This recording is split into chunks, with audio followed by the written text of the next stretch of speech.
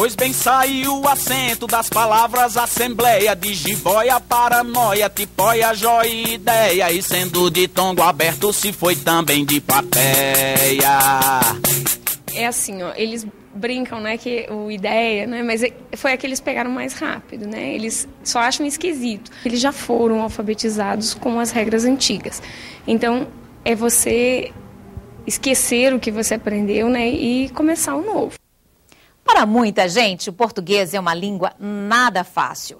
A partir da conversa com estudantes, professores e especialistas no assunto, o repórter Senado reuniu 10 dicas de como tornar o aprendizado do nosso idioma mais eficaz e interessante. Eles gostam de criar, de imaginar. Eu adoro escrever muito texto, escrever das nossas férias, dos nossos bichinhos de estimação para inventar, essas coisas, a nossa imaginação. Mas quando o assunto é gramática, o português vira um pesadelo para muitos estudantes. Muito chato, não era a minha matéria preferida na escola. Eu tenho dificuldade de aprender os tempos verbais, porque é muito difícil decorar tudo para você conseguir falar, né, quando a professora pede. Um pouco de acentuação e redação, que às vezes eu não faço parágrafo, vírgula. Sinais ortográficos. A gramática. Eu acho bem mais difícil do que as outras coisas, assim. Tem muita regra.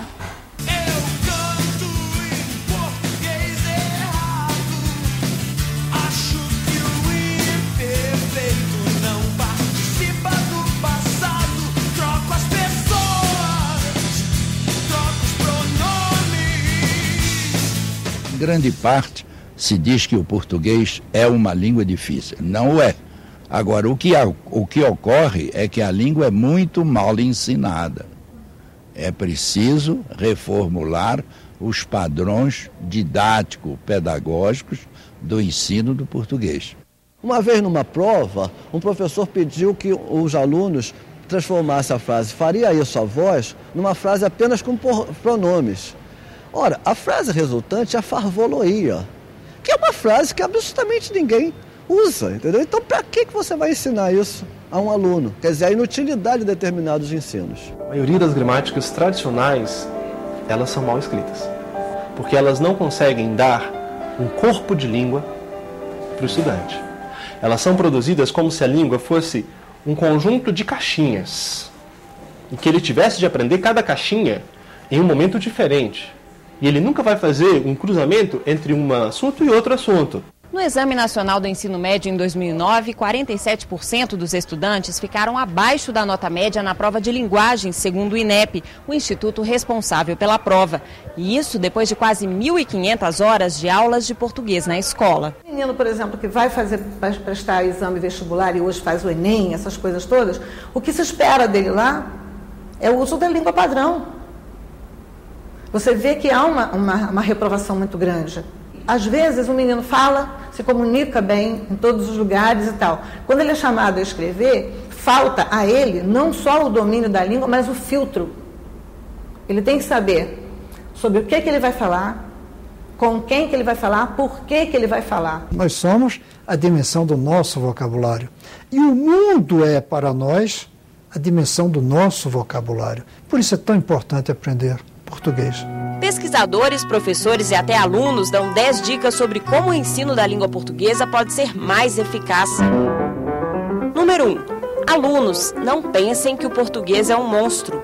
Você não ficar na cabeça, eu não gosto, eu detesto. Senão assim se torna muito mais chato. 2. O professor deve respeitar a maneira como o aluno se expressa. Isso significa não dizer que o estudante fala errado. Então o professor te humilha porque você levanta a mão e diz: professor, posso ir no banheiro? E ele diz: não, você não vai montado no banheiro. Se diz certo, posso ir ao banheiro. Não, o professor não deve fazer esse tipo de jogo. Ele tem que mostrar ao jovem que o português que ele fala, no português que ele fala, cabe plenamente: posso ir no banheiro. O português da escola, o português escrito, o português de alguns contextos formais, cabe uma outra norma.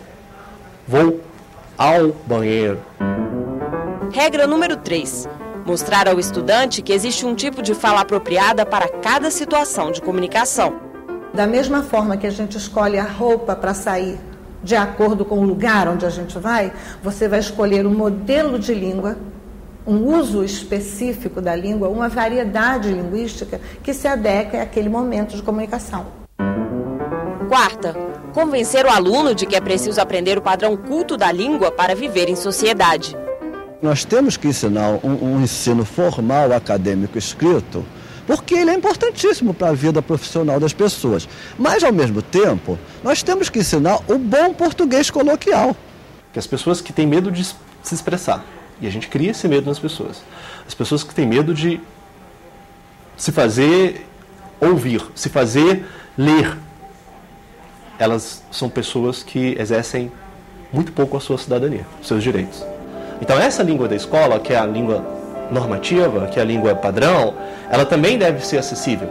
E aqui vem o desafio pedagógico de ensinar ao menino a língua culta, a correta, para que no momento exato ele use sempre com correção aquilo que precisa ser usado na nossa querida língua portuguesa. Quinta dica: cada aluno tem uma maneira de estudar. Procure a que funciona melhor com você. Eu faço resumo da matéria e falo muito, leio e explico para alguma pessoa. Aí eu consigo entender mesmo, assim. 6. Professor, ensine as regras do português sempre aplicadas ao texto. A média da escola brasileira fica o ano inteiro discutindo as peças da língua, que são as estruturas da gramática, né? Desmonta. Pega a vírgula, bota ali, pega o substantivo, bota aqui, pega o sujeito, bota lá, desmantela tudo. Mas não pratica isso no texto. 7ª dica: procure formas mais atrativas e divertidas de ensinar. A língua portuguesa ela é cheia de tabus. Muitos alunos encaram a matéria português como algo complicado, como algo difícil, algo chato. Eu acho que os professores eles deveriam mudar um pouco isso, fazendo com que os alunos se divertissem mais ao aprender português. Então, nas minhas aulas, por exemplo, chego a usar Zeca Pagodinho para ensinar um bom português. Se você acha que Zeca Pagodinho é demais, use Cazuza, que todo mundo gosta e que tem um excelente português. Eu, quando dou aula de semântica, para ensinar hipérbole, eu uso Exagerado do Cazuza. Paixão cruel, desenfreada, te trago mil rosas roubadas, pra desculpar minhas mentiras, minhas mancadas. Você pode ensinar sintaxe, morfologia, usando a parte popular, a parte coloquial, a parte boa da língua viva. Quando você traz uma letra de música contemporânea para a sala de aula, você está dando um texto para o menino ler que ele já conhece. Aquele texto não assusta, não apavora. Ao contrário, esse texto vai abrir para o menino a porta da compreensão leitora. E a partir daquele, a gente daqui a pouco já está chegando num texto mais complexo. Os filmes também são bem-vindos para a geração audiovisual. O senador Cristóvão Buarque tem um projeto de lei que obriga escolas públicas a passarem filmes brasileiros. A proposta foi aprovada no Senado e precisa passar pela Câmara. Ao passar um filme baseado num livro, você atrai a criança para a leitura daquele livro. E uma criança que lê um livro, depois lê outro. Precisa ter horário integral. Porque também não vamos botar um filme tirando a aula de matemática. Dica número 8. Professor, leia para ampliar o conhecimento, se atualizar e saber qual o melhor livro a ser indicado ao aluno. O grande problema do professor de literatura é que ele é tradicionalmente um não leitor.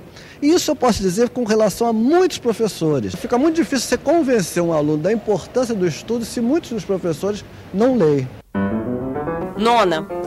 A família precisa ajudar a escola na educação dos filhos. Os pais, ainda que não tenham frequentado a escola, devem estimular a criança a ler e a estudar em casa. Sou filho de uma família que não estudou, mas que tinha livros em casa. Isso ajuda muito. Livro em casa é fundamental. Se a família não tiver dinheiro para comprar livros, pode incentivar o uso das bibliotecas públicas. 10ª e última dica.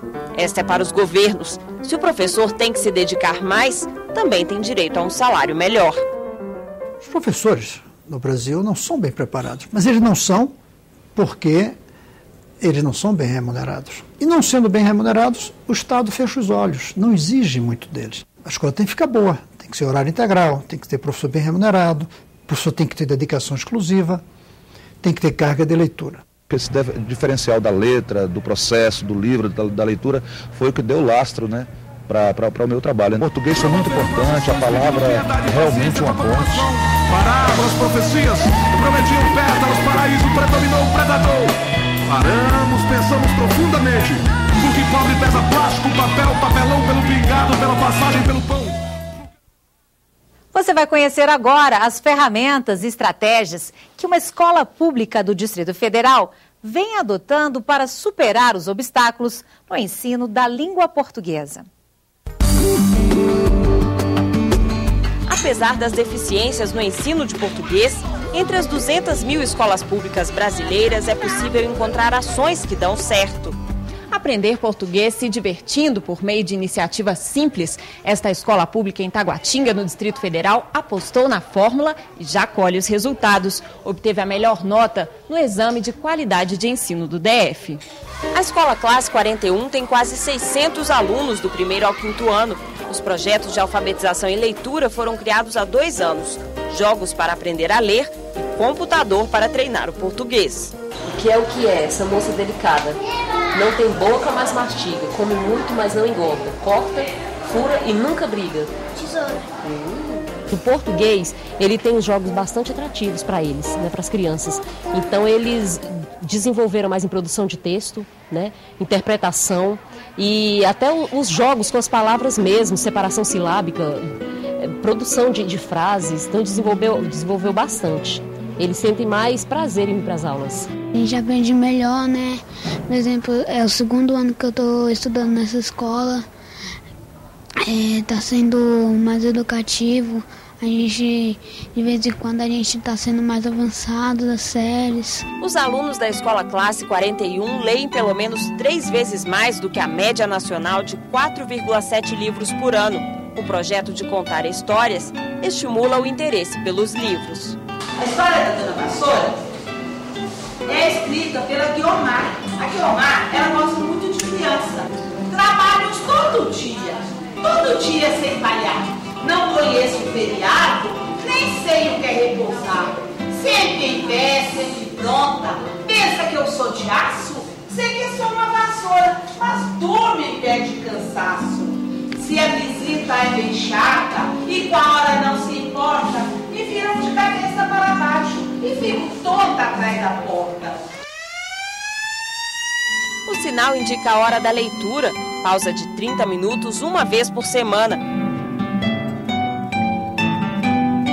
O livro também vai para casa numa sacolinha especial. Cada professor que planeja a sua dinâmica. Os 4º ano, 4ª série, como os livros são maiores, são mais densos, geralmente vai na sexta para voltar na segunda ou 3 dias durante a semana. Os menorzinhos, que são livros mais finos, geralmente vai num dia e volta no outro para ter a dinâmica na sala de aula. O aluno pega a sacola, a professora dá a sacola para o aluno num dia, ele leva para casa, lê para os pais. Geralmente é um livro de acordo com a idade e série, então ele lê esse livro. E o pai, ou o responsável, avalia essa leitura deles nesse caderno. O pai chega e vai ver como é que foi o desempenho na leitura, se ele leu bom, se ele não leu. E geralmente o aluno faz um registro. O registro vai depender de cada professor. O professor pode pedir para ele desenhar o que ele entendeu da história. Ou pode escrever e desenhar ao mesmo tempo. A família é fundamental no processo de ensino-aprendizagem. Você sente a diferença do aluno que é acompanhado pela família e o aluno que não é acompanhado pela família. Lógico que tem casos, né, extremos, a mãe chega e fala, olha, Helena, eu sou analfabeta, eu não sei ler, como que eu posso ajudar meu filho? Eu digo, você pode ajudar em colocar um horário para ele estudar. Tem ainda reforço escolar para acabar com a defasagem. E o acompanhamento não vem só do professor. Os alunos mais velhos também são monitores e ajudam os colegas das séries iniciais. Foi muito legal. Você aprende a ler melhor, escrever melhor. Por que você quer ser monitor? Ah, porque é legal, né, ajudar as outras pessoas que estão precisando, que estão atrasadas, e que um dia eles vão poder ajudar com a nossa ajuda. Português eu acho que é a base. Se ele sabe bem o português, ele vai saber ler, interpretar, né, e vai se desenvolver. Falar, né, você sente na turma quando a criança fala bem, é porque ele lê bastante. A criança bem alfabetizada, ela não vai ter problema no futuro. Quem gosta de livro?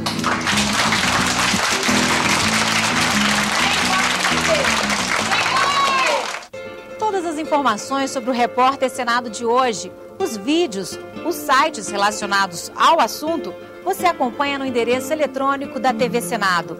É www.senado.gov.br/TV. Confira a página especial do programa e deixe os seus comentários. Até o nosso próximo encontro.